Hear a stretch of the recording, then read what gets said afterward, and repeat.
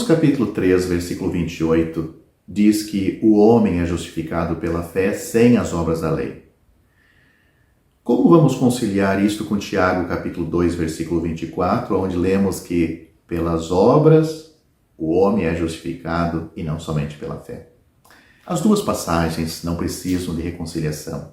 Às vezes as pessoas imaginam que descobriram declarações contraditórias nas Escrituras, mas a falha está em seus próprios raciocínios, não na palavra de Deus.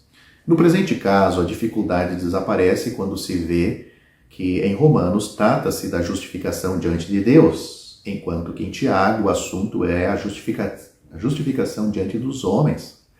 As duas coisas são colocadas em contraste em Romanos capítulo 4. E no versículo 2 a ênfase é colocada no fato de que a justificação pelas obras não é diante de Deus. Deus toma nota da fé do crente e atribui a ele como justiça. Mas a fé é invisível aos olhos dos homens. Se eles nos desafiam quanto ao nosso fundamento para professarmos ser perdoados e salvos, filhos de Deus e herdeiros com Cristo, não podemos simplesmente responder, temos fé. Devemos nos justificar pelo lugar que ocupamos, de outra forma, e não só por palavras. Zofar, no livro de Jó, uma vez perguntou, um homem cheio de conversa deve ser justificado? Jó capítulo 11, versículo 2. Não, de fato. Não são bons faladores, mas bons caminhantes são justificados à vista de seus semelhantes. Não pelos lábios, mas pela vida. Não por palavras, mas por obras podemos levar a convicção aos outros de que somos o que dizemos ser. Tiago lida com este lado da verdade. Paulo também, em algumas de suas epístolas, notadamente a de Tito, dá muito peso à importância das boas obras na vida do crente. Não como um meio auxiliar para a nossa justificação diante de Deus, mas como um testemunho para os homens e para adornar a doutrina de Deus, nosso Salvador. Que ninguém, porém, comece a falar de boas obras antes de ter certeza de que é justificado de todos os pecados pela fé no Senhor Jesus Cristo. O apóstolo Pedro, falando aos religiosos da sua época, religiosos, mas não salvos, que fora de Cristo não há salvação. Note o que ele disse.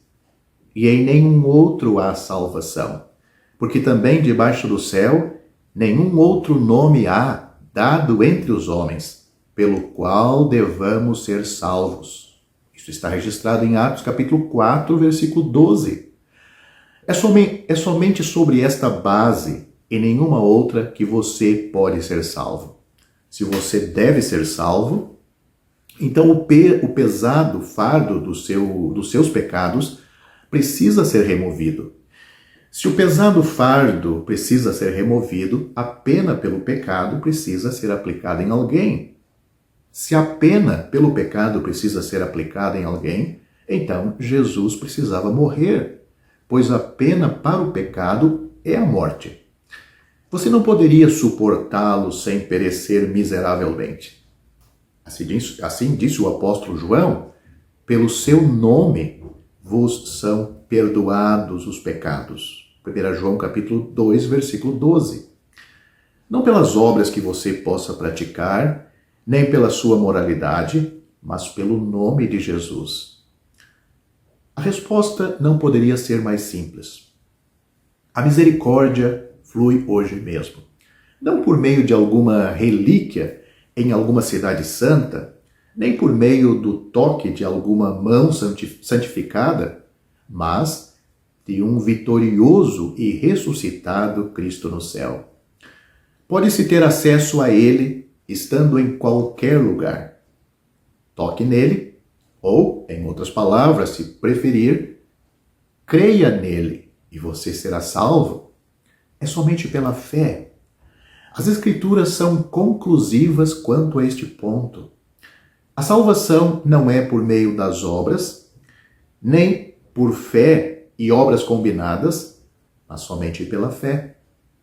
Note o que as Escrituras diz sobre isso de uma maneira clara, transparente, que até uma criança pode entender. Porque pela graça sois salvos.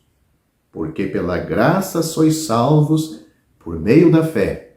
Isto não vem de vós, é dom de Deus. Não vem das obras, para que ninguém se glorie. Esses dois versículos claros e maravilhosos estão em Efésios, capítulo 2, versículos 8 e 9. Mas preciso alertar que há ou existe multidões de pessoas que creem no que ouvem acerca de Cristo e do Evangelho, mas que nunca creram confiadamente no Senhor Jesus para a sua salvação. Talvez você diga admirado, o que quer dizer com isto? Não parece haver muita diferença? Pelo contrário, existe uma diferença da máxima importância. Suponhamos que eu esteja a passear com um amigo numa das ruas principais de alguma grande cidade. O meu amigo, numa certa altura dessa caminhada, ele me diz: você vê aquele grande edifício na esquina, com uma tabuleta de metal? Respondo afirmativamente. Ele diz novamente: bem, é ali que fica o maior especialista em doenças do coração. Vem doentes de todos os pontos do país para consultarem com ele. Os seus êxitos têm sido grandes e numerosos.